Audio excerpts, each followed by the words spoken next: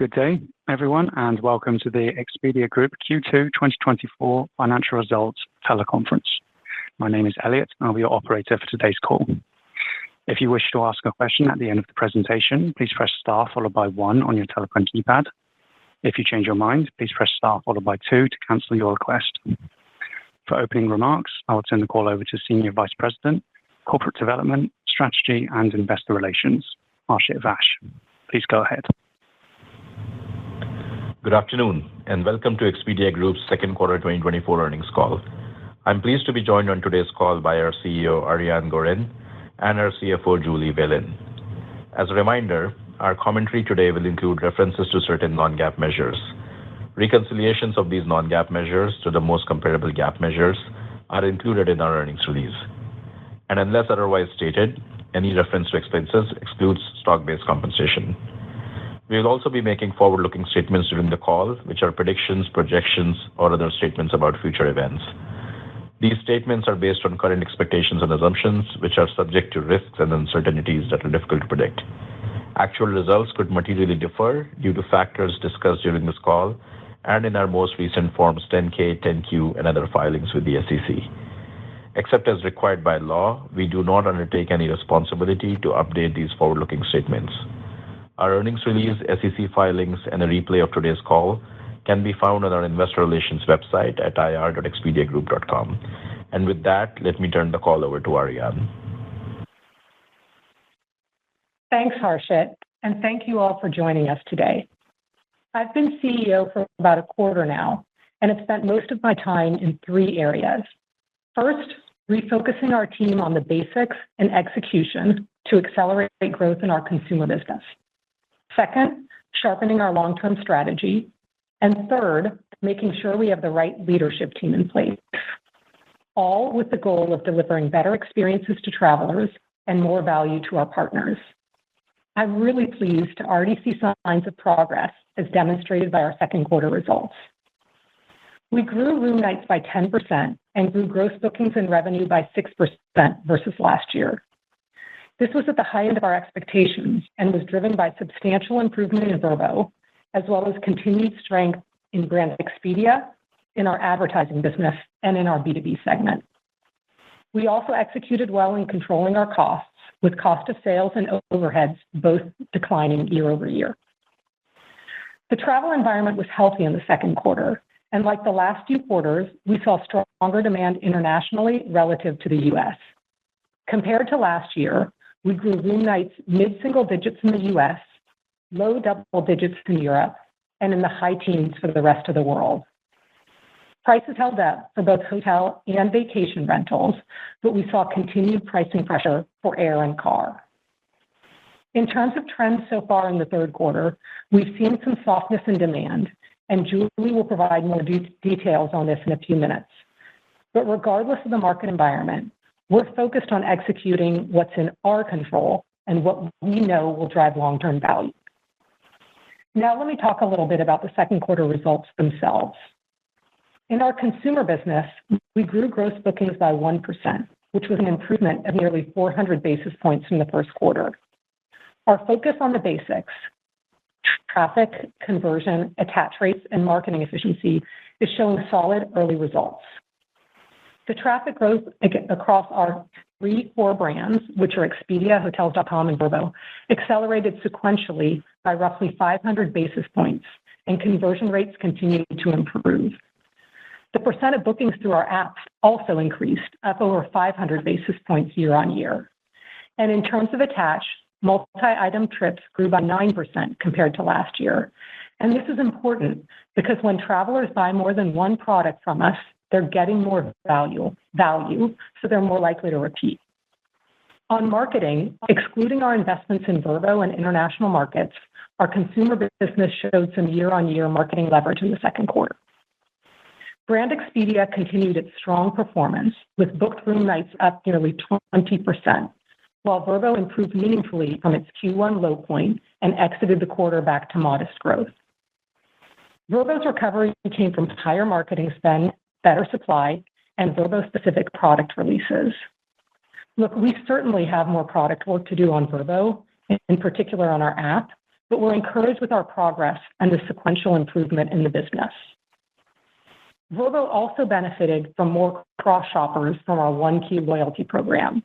Nearly 30% of travelers that earned One Key cash on either Brand Expedia or Hotels.com and then redeemed it on Vrbo were completely new to Vrbo. So One Key is a great source of new travelers for the brand. Also, One Key hit its first year anniversary in the US this summer. We're super pleased to see our large, growing member base enjoy the flexibility to earn and burn One Key cash across our 3 core brands and get great tiered member discounts. Customers who redeem One Key cash or use member discounts repeat more often, so this gives us a lot of confidence that the benefits of One Key will build further over time. This summer, we're hitting 2 more milestones in the program. In July, we launched a co-branded credit card with Wells Fargo and MasterCard in the US and expect this to reinforce the value proposition of One Key. We're also launching One Key in the UK in the third quarter. Like the US, the UK is a market where all 3 of our big consumer brands are present. Beyond the UK, though, we're pausing further international rollout of One Key. Most international markets have only either Brand Expedia or Hotels.com operating at scale with limited Vrbo presence. So we're going to take the time to tailor our value proposition for these markets. In addition, this should minimize further near-term disruption to Hotels.com, which was the brand most impacted by One Key's US rollout. More importantly, and as a reminder, all our loyalty members worldwide on our legacy Expedia and Hotels.com programs continue to benefit from the improved member discounts that we launched last summer. Finally, we made good progress on our international expansion. As an example, in May, we launched Expedia points of sale in UAE and Saudi Arabia. Though it's early days, we've been pleased with the results so far. Turning to B2B, we had another strong quarter with bookings growing 20%, though like last quarter, this was a 200 basis point deceleration. All of our partner segments grew well.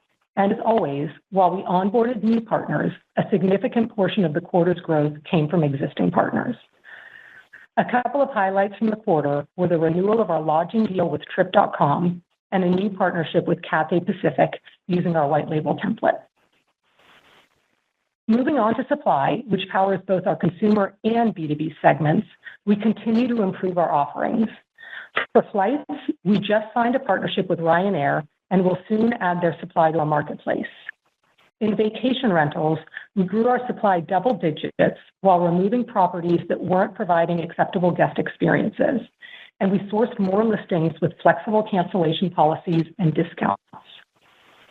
All of this reinforces the Vrbo value proposition. We're also investing in more powerful tools, what we call our visibility boosters, to help our supply partners attract the travelers they want.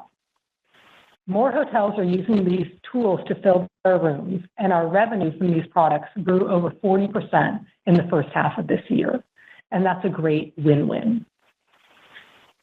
Before I turn the call over to Julie to talk about our financial results and guidance, I want to touch on our path forward and where I'm focusing our teams.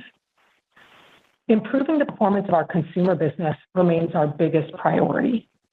We're capitalizing on our tech investments for the last few years, while at the same time digging into what product capabilities and configurations we need to strengthen Vrbo and the Hotel.com brand. We're getting surgical in identifying drivers of repeat behavior in addition to loyalty and app usage, whether it's burning One Key cash or adopting AI-enabled products like price predictions. We want all of our core brands, Expedia, Hotels.com, and Vrbo, to have clear value propositions and drive healthy growth, and we're making adjustments to ensure we have the right focus. In B2B, after 12 quarters of over 20% booking growth, we expect continued normalization, and we'll continue to invest in our technology, supply, and partnerships to extend our lead in this segment. Finally, we continue to execute with cost discipline everywhere.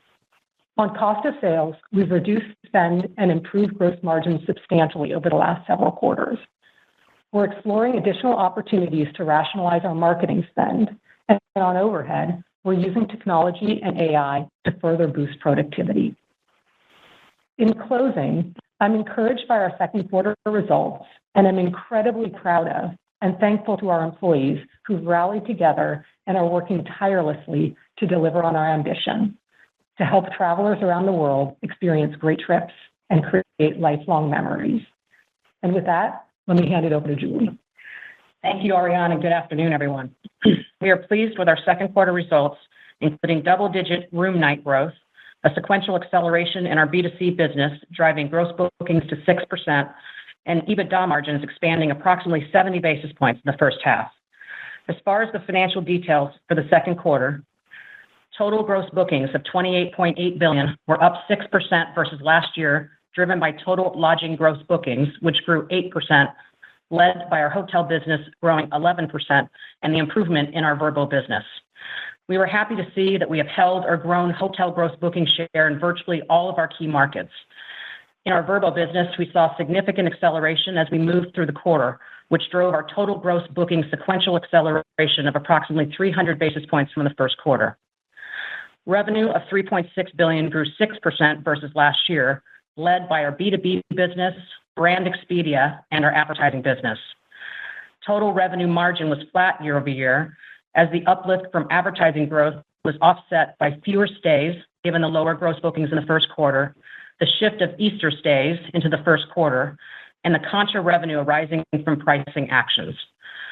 As a reminder, pricing actions from prior periods negatively impacted both revenue and revenue margins this quarter, as it is recorded as contra revenue at the time of the stay.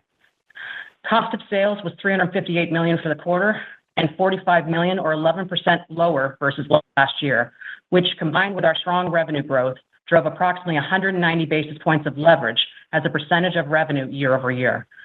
We continue to see our ongoing initiatives are delivering transactional efficiencies. Direct sales and marketing expense in the second quarter was $1.8 billion, which was up 14% versus last year. Sales and marketing deleveraged this quarter as a percentage of gross bookings, primarily due to higher commissions to our partners from the strong growth in our B2B business, which grew over 20%, as well as the planned ramp in marketing spend in Vrbo and international markets to drive incremental growth. As we have stated previously, commissions paid to our B2B partners are in our direct sales and marketing line and are more expensive as a percentage of revenue than our B2C business. However, because they are generally paid on a stayed basis to contractually agreed upon percentages, the returns are more guaranteed and immediate. In our B2C business, we saw some deleverage this quarter as we reinvested back into our Vrbo business and our international markets to drive improving growth and global market expansion. Excluding these investments, we saw some marketing leverage in our B2C business in the second quarter. Overhead expenses were $606 million, a decrease of $21 million versus last year, or 3%. This resulted in approximately 165 basis points of leverage, primarily driven by lower people costs in product and tech from our actions to rationalize our headcount, as well as the timing of both new hires and other salary-related costs across our key growth areas of the business. We remain committed to driving efficiencies across our P&L, and we're pleased to see that the cost actions we have taken, as previously announced, continue to drive savings across capitalized labor, cost of sales, and overhead costs. On the bottom line, we delivered strong second quarter EBITDA of $786 million, which was up 5% year over year, with an EBITDA margin of 22.1%, deleveraging slightly for approximately 15 basis points year over year.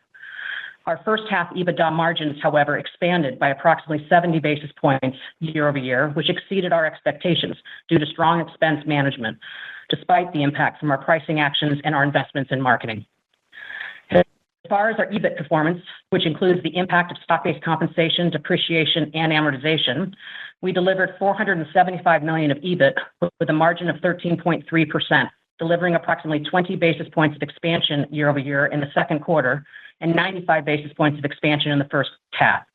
The additional 25 basis points of expansion as compared to EBITDA is driven by leverage from stock-based compensation from flat year-over-year costs, as well as leverage from depreciation that grew slower than revenue. Our year-to-date free cash flow remained robust at $4 billion, up 4% year-over-year, driven by our strong first half EBITDA growth and lower capital expenditures. Moving on to our balance sheet, we ended the quarter with strong liquidity of $8.7 billion, driven by our unrestricted cash balance of $6.2 billion and our undrawn revolving line of credit of $2.5 billion. Our debt level remains at approximately $6.3 billion with an average cost of 3.7%.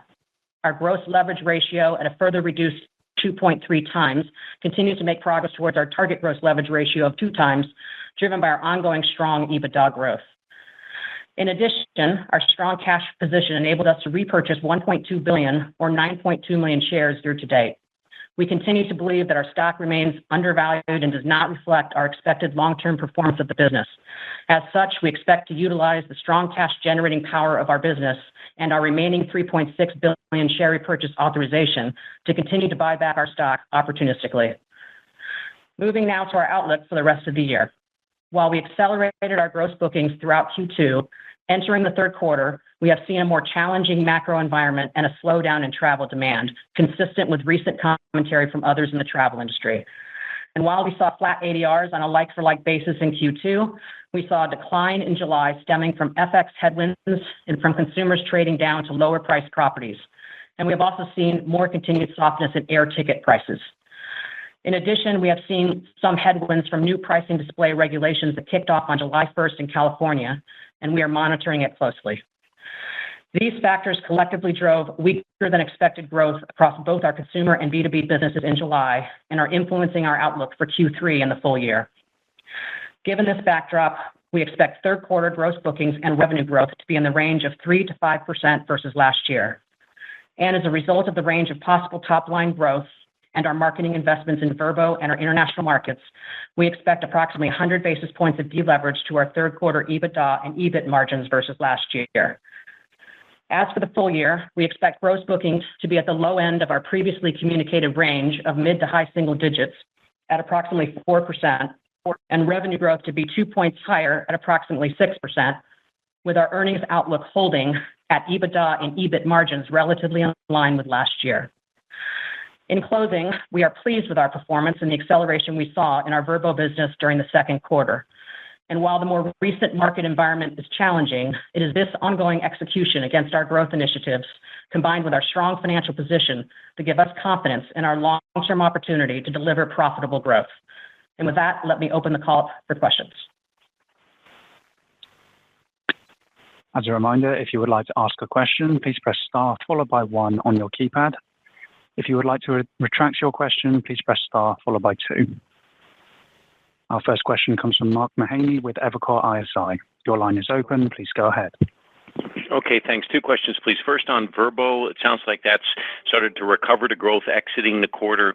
Any thoughts on what that trajectory is like? And I know you've got headwinds going into the back half of the year, but if you can isolate out of the headwinds, just talk about what that growth recovery path looks like. And then real quick hit on advertising revenue, expectations for how that's trending. Are you able to kind of maintain the growth you've had there? And I think that was sort of solid 20%. Thanks. Bye. Yeah, I mean, for Vrbo, obviously, it's hard to make that call right now because we're staring at this, July trends. But certainly, our expectation is to drive that business to growth and get it back to where it used to be. And so, as we said, we saw substantial, acceleration as we moved from the beginning of the year till, basically as we ended the quarter with some modest growth. But now we're in this moment in July where it's a little bit hard to read the business. But certainly, long term, that is our expectation. As far as the advertising business, I mean, that business is on fire. We have got a lot of opportunity with that business to continue to drive its growth. I mean, if you look back, it's been at least in the high 20s for a while now, and we don't have any reason to believe that that's going to significantly change going forward. And I would just add that on the advertising business, when the market gets soft, actually, you could imagine that some of our supply partners will want to spend more in advertising where they know that the travel demand is going to be. So, as we're looking at how the market evolves, obviously, I think our teams will be looking at how can we help our supply partners in getting the volume.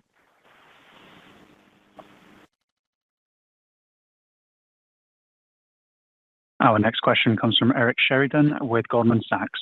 Your line is open. Please go ahead. Thanks so much. Maybe two questions, if I could, a bit more of a bigger picture nature.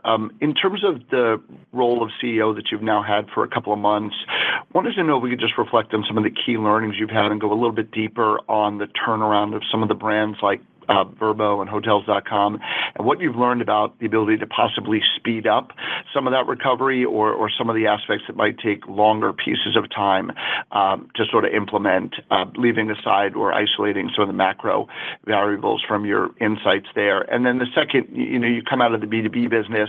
As you continue to move out of B2B and into this broader CEO role, what do you think remains relatively underappreciated or misunderstood about the B2B business now it sits inside Expedia? Thank you. Thanks for the questions, Eric. In terms of the consumer business, as I stepped in, I think I had always appreciated the work that we had done on the platform that was going to allow us to accelerate innovation across the board. So, for example, in the second quarter, we were able to release flexible date search in all three of our big brands at the same time. And we wouldn't have been able to do that had we not done the platform work. That being said, when we did the work to move Vrbo and Hotels.com onto our common front end, we did give up some of the things that made those brands a bit more unique. On Vrbo, collaboration was a big, it was sort of something that was used a lot in Vrbo. And when we migrated it, the good thing was we got the trip planning collaboration onto brand Expedia, but we lost some of the functionality in Vrbo. Now, the good news is we've added a bunch of it back, and there's still work to be done, but it just meant that we went through a period of time in the migration where we moved back. Similarly, with Hotels.com, when we moved to one key, we sort of downplayed an advantage that Hotels.com had. It had a really big differentiator in its loyalty program. So the good news is that both of those brands have great brand awareness, have people who love to come back to them, but I've just realized it's going to take work to get them back to where we want. And so as I think about sort of the months and the quarters ahead, it's how do we take all the capabilities that we've built in the platform across the board in a horizontal basis and sort of figure out what needs to be configured or built differently for Vrbo and Hotels.com.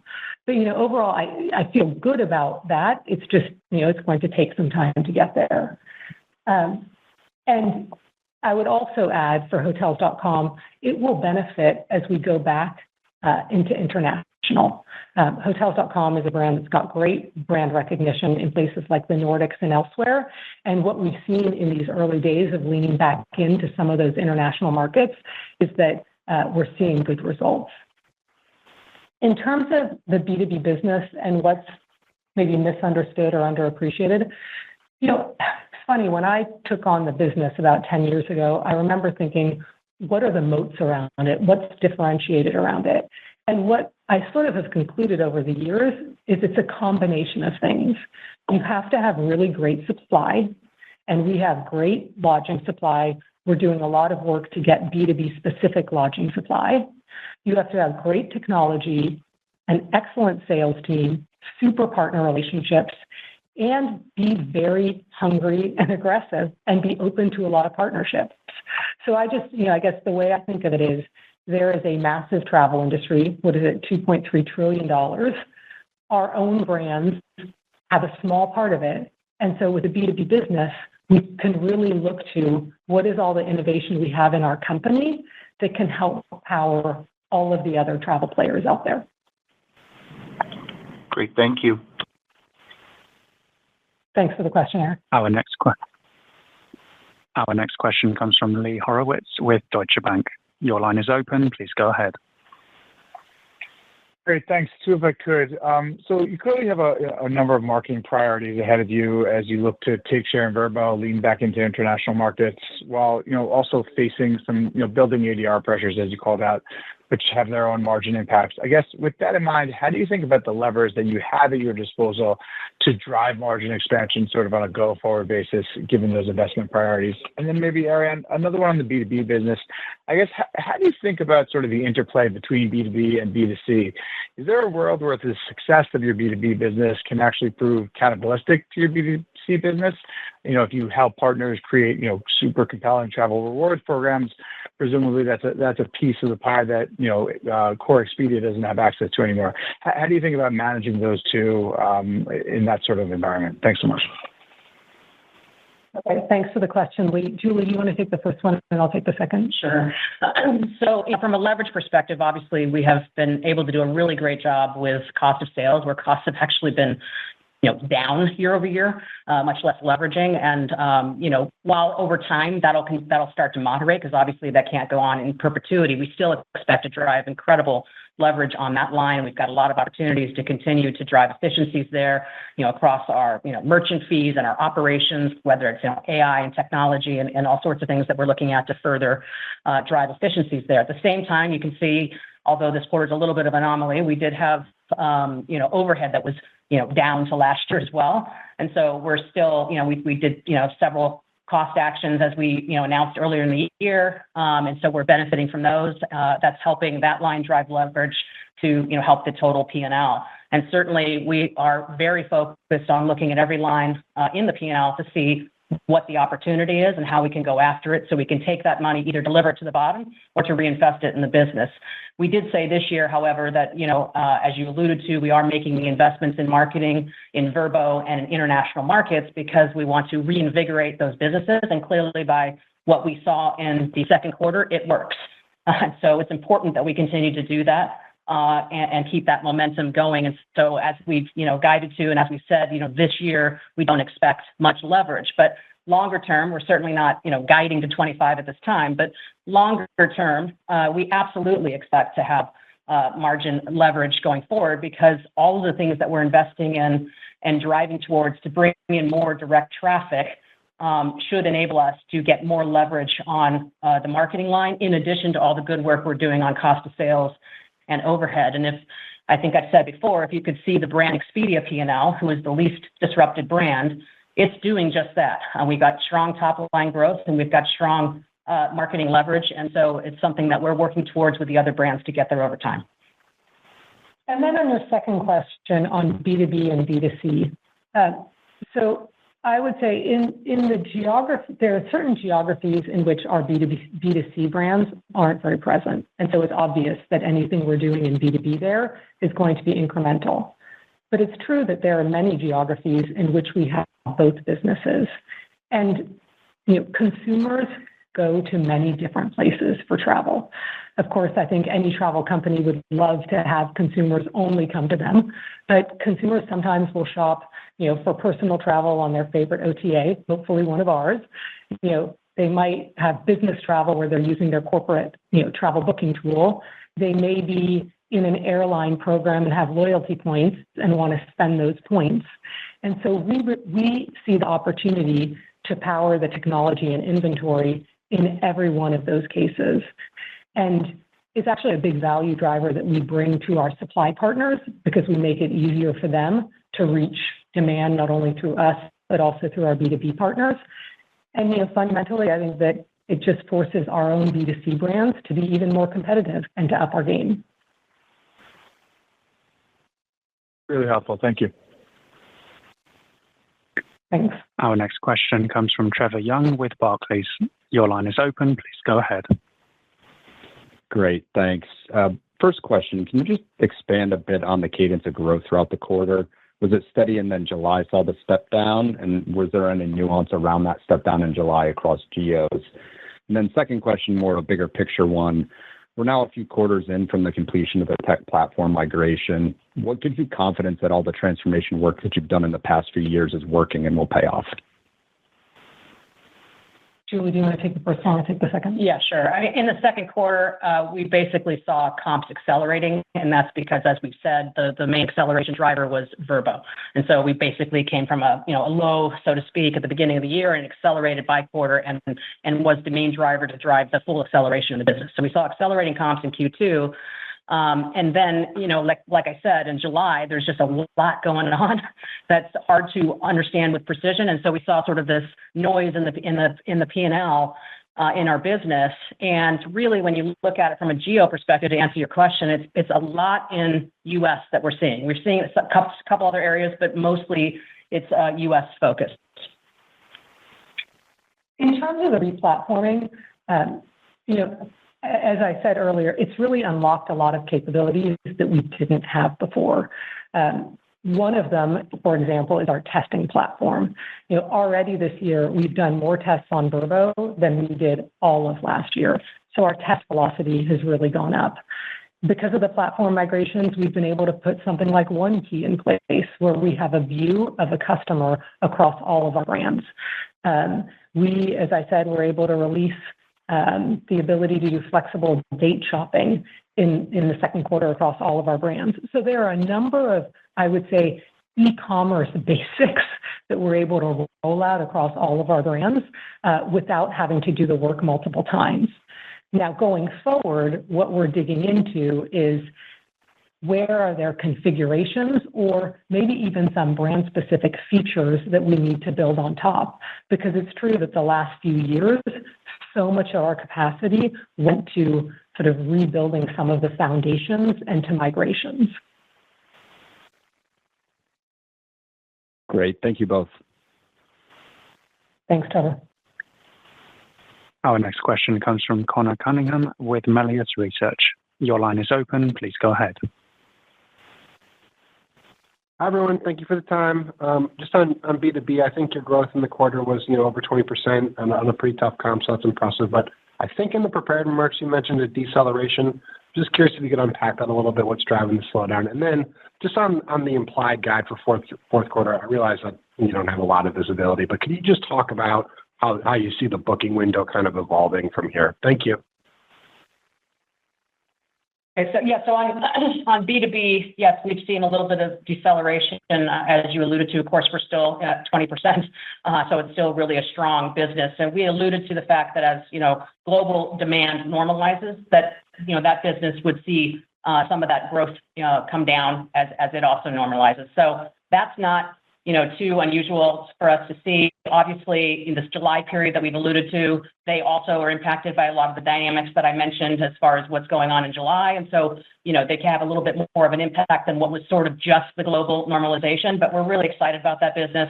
Ariane spoke about it. There's just so much opportunity there. And given our leadership position and all the opportunities we see going forward, it should continue to drive strong growth. It's just that we've got this moment right now where we're seeing some of this macro impacting it. But the underlying health of the business is incredibly strong.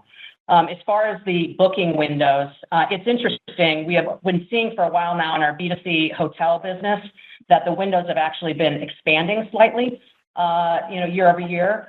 But as we entered July, they actually, or during the month of July, they actually shortened just a little, not a lot, but just a little bit in that month. And that's the first time we've seen that in a while. On the Vrbo side, they've been shortening for a while, and they're kind of just doing the similar thing. So there wasn't anything material that changed in July, but we did see a little bit of that in the hotel side of things. And maybe I'll just add a little bit on the first part on B2B. As Julie said, B2B is a much more geographically diverse business than our consumer business. And so over the last few quarters, it's really benefited from a lot of the travel demand, in particular in Asia. And so the deceleration we've seen for the last couple of quarters, which still was at very strong growth, was coming from the normalization of that growth, in particular in Asia. Now, as Julie said, as we headed into July, we saw some slowdown, and that was more with the U.S. part of the business.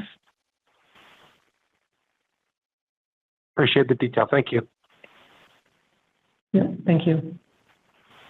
Our next question comes from Naved Khan with B. Riley. Your line is open. Please go ahead.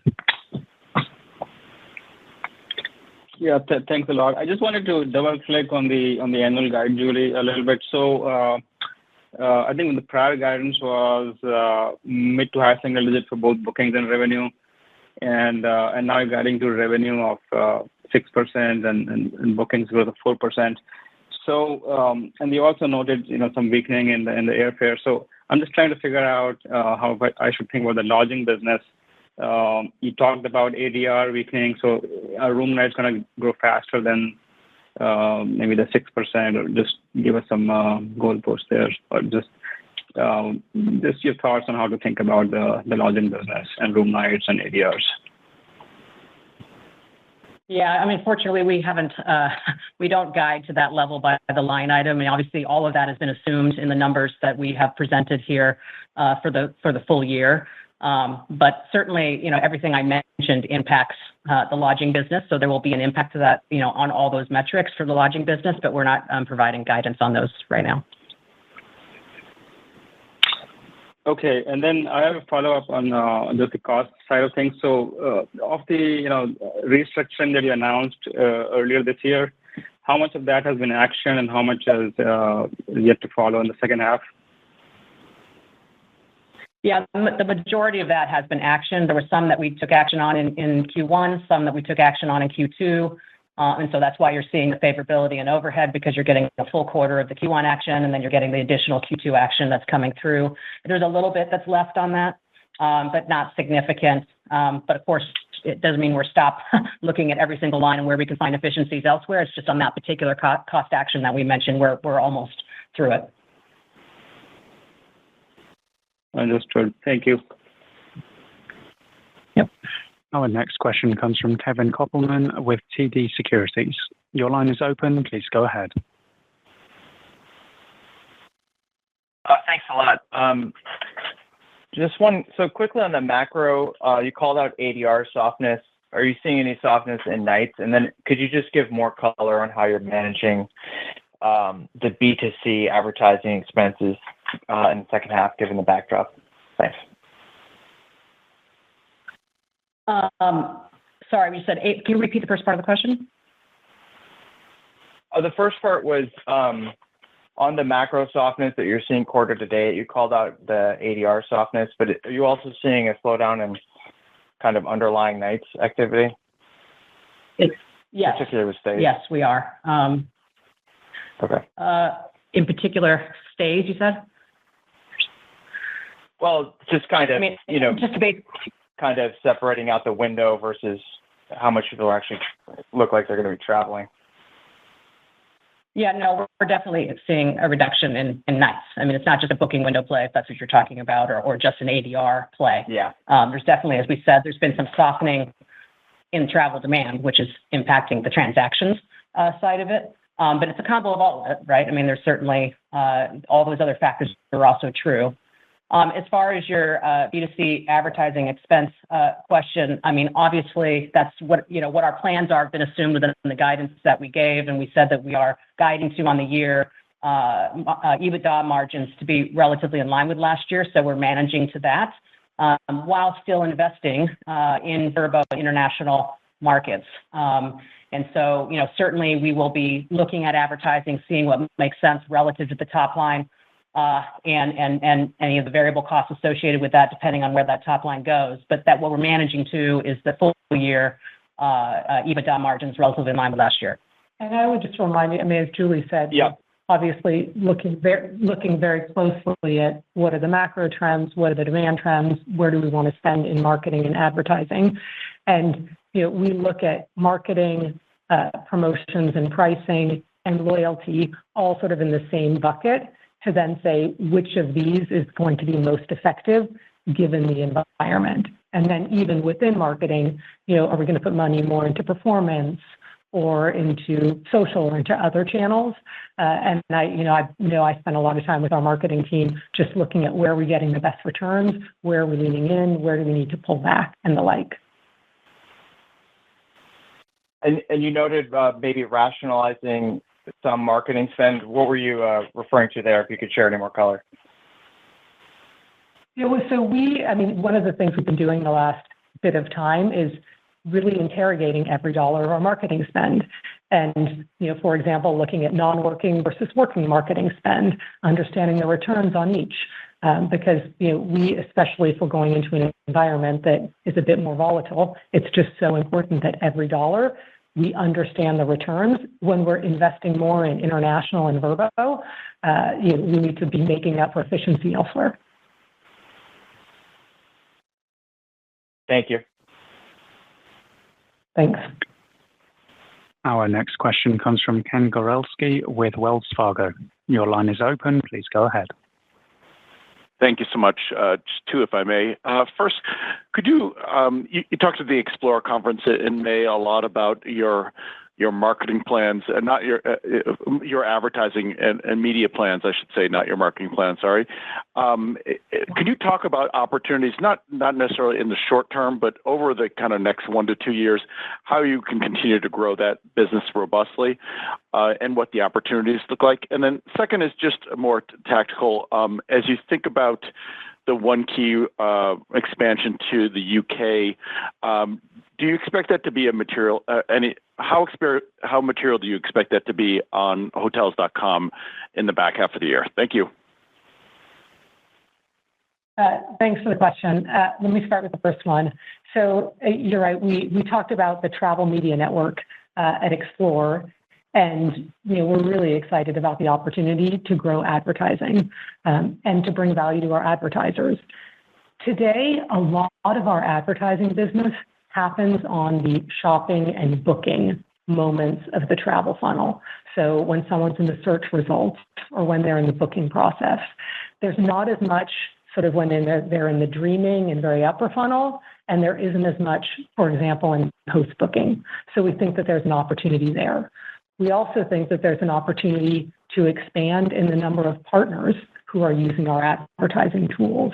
So, whether it's the sponsored listings and having more hotels or airlines using sponsored listings, or new products that we can bring to destination management organizations, we think that there's a lot of growth and opportunity there as well.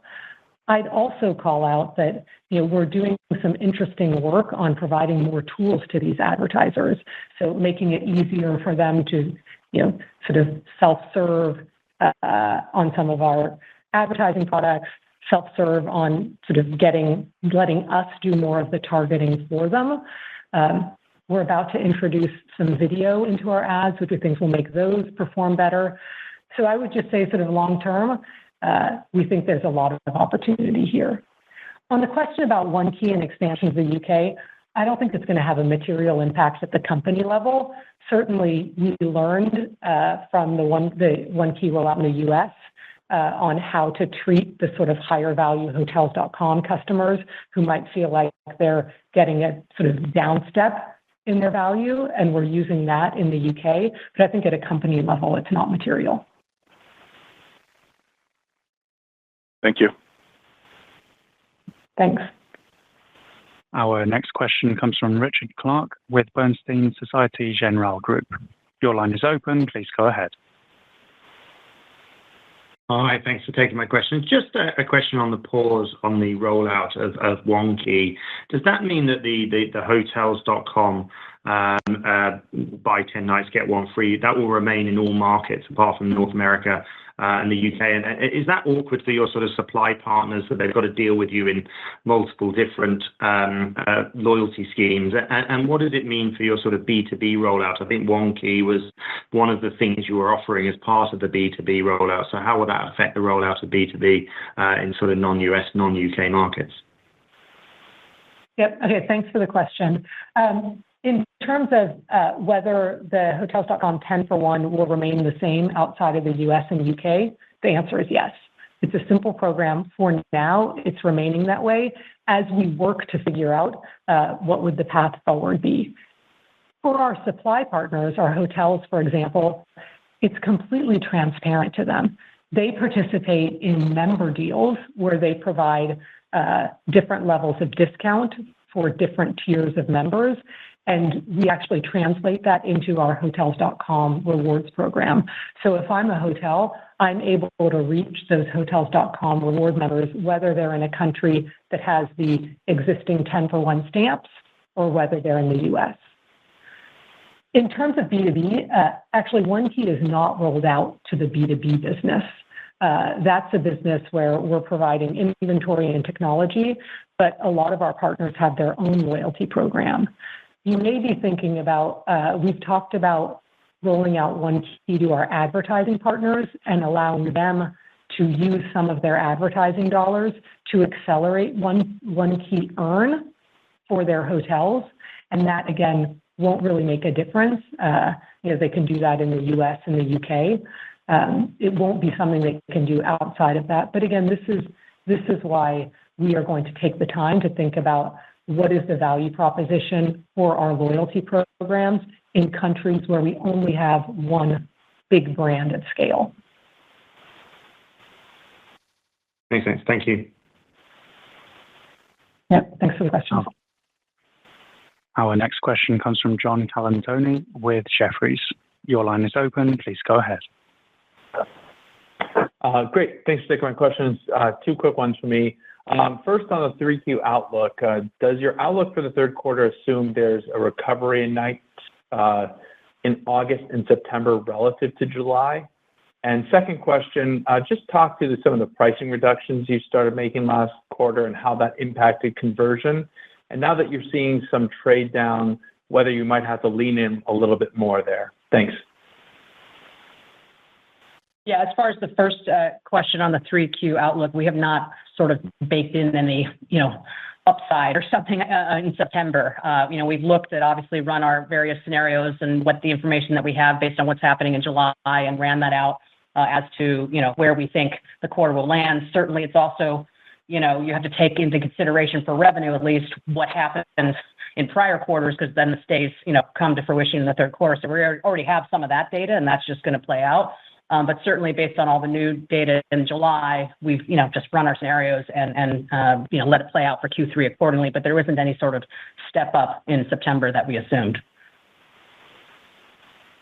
As far as the pricing actions, yes, we had made a call, you probably remember from last quarter, that we had done some pricing actions towards the end that then we're going to be coming in to this quarter. We did see that come in, and we only do those pricing actions if we get the returns. And so certainly they are driving conversion for us. And so we're, as we have been doing, we're going to continue with that going forward as it is, a good returning marketing lever for us. Okay, thank you.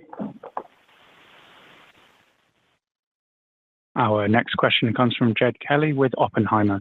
Your line is open. Please go ahead. Hey, great. Thanks for taking my question. Just going back to the B2B opportunity, is there any way you can sort of, give us a backlog or just frame like the amount of contracts you think are up, that can potentially drive growth there? And then just on Vrbo, just thinking of, the fourth quarter marketing strategy, that's usually when you have like a large brand campaign. If this softness continues, can you just talk about, how that impacts your marketing strategy? Thanks. So on the first one, so thanks for the questions. On the first one, I'm not going to share details about the pipeline. What I will say is, we're thoughtful about which deals we want to bid for. I think often when you have a B2B team, it's as important which deals you decide not to bid for as which ones you decide to bid for. And we have a super experienced team, a great business development team that's being thoughtful about where do we want to play and where do we not. I'd also say that, growth can come from finding new partners, but growth also comes from our existing partners. So sometimes you might have a partner that we're powering 3 of their points of sale, and then they decide that they're going to expand into another couple of countries. And it's incumbent on our team to make sure that we're the ones powering them as they're growing their business. So when you think about the B2B business, it's not just what's sort of the pipeline of new business. It's also what are all the actions we're doing in our existing partners in order to either win share or to just grow along with them. As far as the Vrbo, marketing strategy, certainly we learned from last year that you don't want to pull back too much on the marketing spend because Q1 and, as you're entering Q1 is a really big time for Vrbo. So that's part of the reason why we're, even guiding in Q3 to pressure on EBITDA because we want to continue investing in Vrbo for that very reason, because we're investing for the longer term. And so we would continue to invest in Vrbo. I mean, obviously, it depends if there's some massive level of softness, then all things are off the table. But we're not expecting that. That is not how we've been guiding.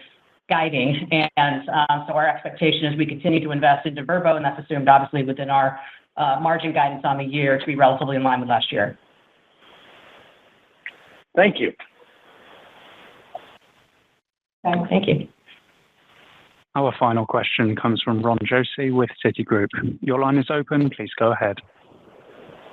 Great. Thanks for taking the question. Maybe Ariane, a follow-up to your comment there on investing in marketing. I thought the 20% growth in room nights in Brand Expedia was a really key highlight. And so I want to understand just the drivers here, maybe a little more on geographic mix, and really the benefits from the advertising side as the brand continues to evolve. And then I think I heard you say conversion rates improved in the quarter, as did multi-product attach rates. And so, again, just want to dive a little bit deeper on the product to hear how the funnel, how transactions are going on Expedia overall. Thank you.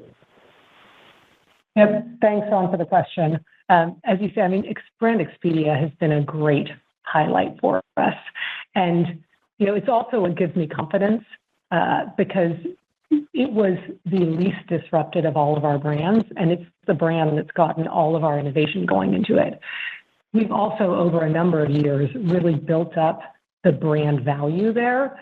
We spent quite a bit in marketing over time, and now we're seeing leverage with it because we have a great app install base, strong repeat, a great member base, and the value proposition on Brand Expedia to shopping and booking multi-item trips, whether it's directly through the package path or buying a flight and then later coming back and buying a hotel at a discounted rate, is really strong for travelers. So I would just say, in general, we feel good about it. It's still, to my liking, too U.S. focused. I mean, as our whole consumer business, we'd like to see more growth internationally. But, as you say, Expedia is really a highlight. So thank you for the question. I will now hand the call back over to Ariane Gorin for closing remarks. Okay. Well, so I just want to thank you all again for joining us. Julie and I appreciate the questions and just want to leave you with the thought that we know the environment is becoming more volatile, but regardless, we believe we have a lot of opportunity ahead. We have great consumer brands that travelers love, a differentiated B2B business, diverse supply that's the strongest it's ever been, and a really powerful tech platform. So as we look to the future, we're going to use these assets to drive profitable growth. Thank you all. That concludes today's call. You may now disconnect your lines. Have a nice day.